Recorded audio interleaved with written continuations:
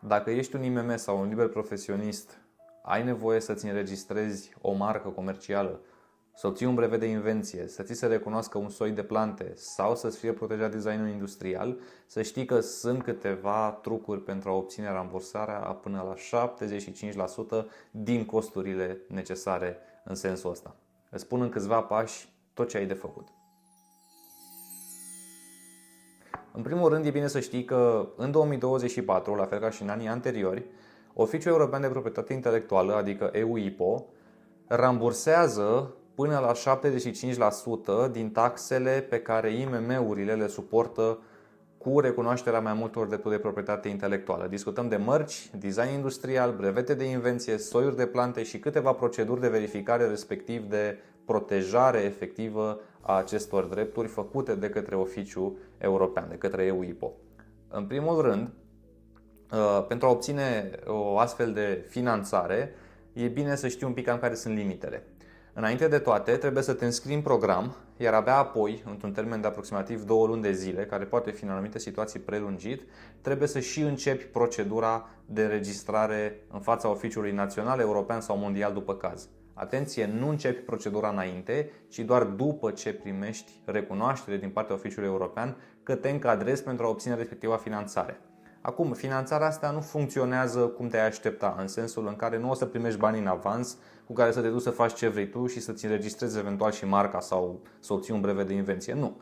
Ce trebuie să faci e ca după ce obții acordul, în sensul că ești declarat eligibil să primești finanțarea asta, te duci și faci demersuri în fața oficiului dorit, național, european, mondial, plătești taxele, deci avansezi tu din banii tăi, iar ulterior depui dovezile de plată și primești, dacă totul e în regulă, banii înapoi în limita 75%.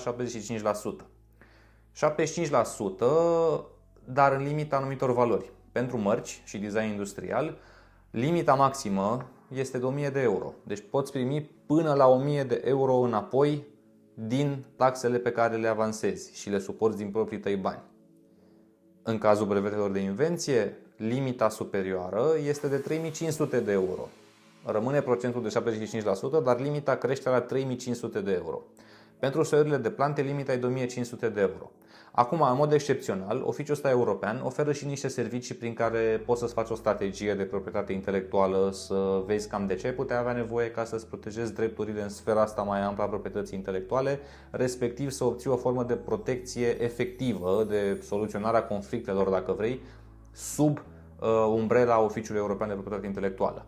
Lucrurile astea se numesc IP Scan și IP Scan Enforcement și ele pot fi decontate parțial, în limita chiar 90%, prin programul ăsta despre care îți povestesc acum.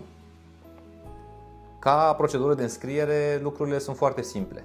În principiu ai nevoie să dispui de un cont bancar care să primească suma în euro, pentru că așa se va face decontarea respectivă, și să ai la dispoziție un extras de cont și datele de registrare fiscală, astfel încât ei să te poată verifica și să vadă dacă te încadrezi sau nu în condițiile alea de eligibilitate despre care ți-am povestit deja. Acestea fiind spuse, nu sta pe gânduri, sau dacă stai pe gânduri, nu pierde foarte mult timp. Ai în vedere că până în decembrie te poți înscrie, dar regula este primul venit, primul servit. Banii se consumă și s-ar putea ca dacă aștepți prea mult timp să nu mai fii eligibil, nu din cauza că n-ai bifat condițiile, ci din cauza că n-ar mai fi bani.